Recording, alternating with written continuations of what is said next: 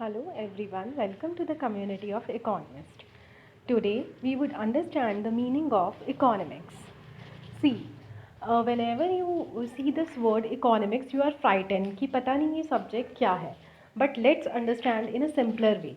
Economics basically क्या होता है? Economics का मतलब होता है कि हम अपने लिमिटेड रिसोर्सेज को बेस्ट वे से कैसे यूटिलाइज़ करें कि हम अपनी सारी जो वांट्स हैं, अनलिमिटेड वांट्स हैं, उनको सेटिस्फाई कर पाएँ. बेसिकली अगर आप ये डेफिनेशन देखेंगे, आपको बुक्स में एक बहुत कॉमन जनरल डेफिनेशन मिलेगा that economics is the efficient allocation of scarce resources to satisfy unlimited human wants. As you know that कि we have limited resources, we have scarce resources, okay, and our wants are unlimited, human wants are unlimited. So how to use those limited resources, to uh, fulfill all those demands in a best efficient manner. तो economics जो है वो study करती है कि हम best possible way में अपने रिसोर्सेज को कैसे यूटिलाइज़ करें कि हमें मैक्सिमम सेटिस्फेक्शन मिल जाए और हमारी जो सारी नीड्स हैं वो पूरी हो जाए. As you see, economics is also an art of decision making. इसमें बेसिकली हम क्या करते हैं, हम डिसीजन मेकिंग करते हैं that what to purchase, what not to purchase, क्या ख़रीदें क्या ना ख़रीदें. सपोज़ करते हैं कि आप एक इंडिविजुअल हैं और आपकी इनकम जो है वो 10,000 पर मंथ है. आपको उसको फूड पे भी स्पेंड करना है, हाउस रेंट पे भी स्पेंड करना है, एजुकेशन पे भी स्पेंड करना है और फर्दर शॉपिंग पे भी स्पेंड करना है. तो ये आपकी इनकम जो है वो कंस्ट्रेंट है, रिसोर्सेज हमारे पास लिमिटेड है. Income is only 10,000, income can not be increased for the time being, है ना. बट वॉन्ट्स जो हैं वो हमारे अनलिमिटेड है. So how can we best allocate the rupees 10,000 in such a manner कि हमें मैक्सिमम सेटिस्फेक्शन मिल जाए.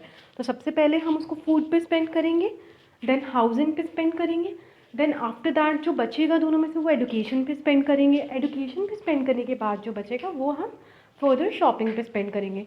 तो हम अपने उन 10,000 रुपीज़ को कैसे अलोकेट करते हैं अपना एक्सपेंडिचर करने के लिए जिससे कि हमें मैक्सिमम सेटिस्फेक्शन मिलती है. तो इकोनॉमिक्स बस यही है, क्योंकि हमारे पास किसी भी इकोनॉमी में बहुत लिमिटेड रिसोर्सेज होते हैं और जो वांट्स होती हैं वो बहुत ज़्यादा होती हैं. तो उन अनलिमिटेड वांट्स को फुलफ़िल करने के लिए हम कम रिसोर्सेज को कैसे बेस्ट यूटिलाइज़ कर सकते हैं. Economics is just that. Economics में आप स्टडी करेंगे कि एक इकोनॉमिक बिहेवियर को स्टडी करेंगे. अगर जब भी वर्ड इकोनॉमिक्स आता है तो people think that it's all about economy. No, it's wrong. It's not only about economy. It can be about an individual, it can be about a person, it can be about an individual firm और a house hold. हम उसमें किसी भी एक individual का, किसी भी house hold का, किसी भी इकोनॉमी का, किसी भी कंट्री का इकोनॉमिक बिहेवियर स्टडी करते हैं. अब ये इकोनॉमिक बिहेवियर क्या होता है? इकोनॉमिक बिहेवियर होता है जैसे कि हाउ दैट पर्सन और हाउ दैट कंट्री कंज्यूम्स, उनका कंजम्पशन पैटर्न क्या है, कंज्यूम कैसे करते हैं, उनका प्रोडक्शन पैटर्न कैसा है, किसी फर्म का वो प्रोड्यूस क्या करती है, प्रोड्यूस कैसे करती है. ठीक है. इकोनॉमी के अंदर, एक कंट्री के अंदर जो वेल्थ है उसका डिस्ट्रीब्यूशन कैसा है, डिस्ट्रीब्यूट कैसे होता है. तो as you see, economics is basically the study of consumption, production and distribution of goods and services in an economy. So broadly speaking अगर हम देखें तो इकोनॉमिक्स जो होता है वो बहुत सारे टाइप्स का होता है, बहुत सारे ब्रांचेस होते हैं इकोनॉमिक्स में. ये जब आप फर्दर मास्टर्स करेंगे इकोनॉमिक्स में, then you will get to know कि इकोनॉमिक्स में agricultural economics, financial economics, international economics, micro economics, Indian economics, बहुत सारे ब्रांचेस होते हैं. लेकिन ब्रॉडली जो है वो इकोनॉमिक्स को हम दो कैटेगरीज में स्टडी करते हैं. First one is micro economics and the second one is macro economics. Micro economics क्या है?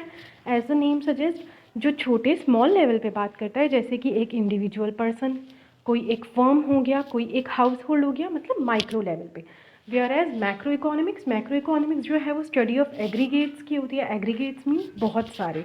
जब आप बहुत सारी कंट्रीज़ की बात करते हैं, जब आप लार्ज लेवल पे बात करते हैं, एक इकोनॉमी की बात करते हैं, एक पूरे इंडस्ट्रियल सेक्टर की बात करते हैं, आप बहुत सारी फर्म्स की बात करते हैं, पूरी इंडस्ट्री की बात करते हैं, तो that is called macro economics. जब भी हम एग्रीगेट्स का इकोनॉमिक बिहेवियर स्टडी करते हैं तो उसे हम मैक्रो इकोनॉमिक्स कहते हैं. मतलब जब भी हम किसी इकोनॉमी का इकोनॉमिक बिहेवियर स्टडी कर रहे हैं कि किसी इकोनॉमी के अंदर ट्रेड कैसा होता है, किसी इकोनॉमी में प्रोडक्शन कैसी होती है, किसी इकोनॉमी में कंजम्पशन कैसी होती है, तो that is about macro economics.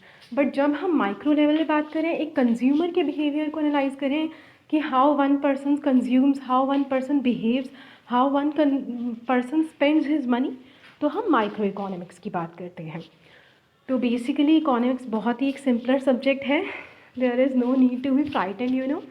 आप जब भी इकोनॉमिक्स पढ़ेंगे तो उसमें कुछ कुछ टर्म्स होंगी जो बहुत ही कॉमनली यूज होंगी, जैसे कि प्राइस हो गया, आउटपुट हो गया, सप्लाई हो गया, डिमांड हो गया, एक्सपेंडिचर हो गया।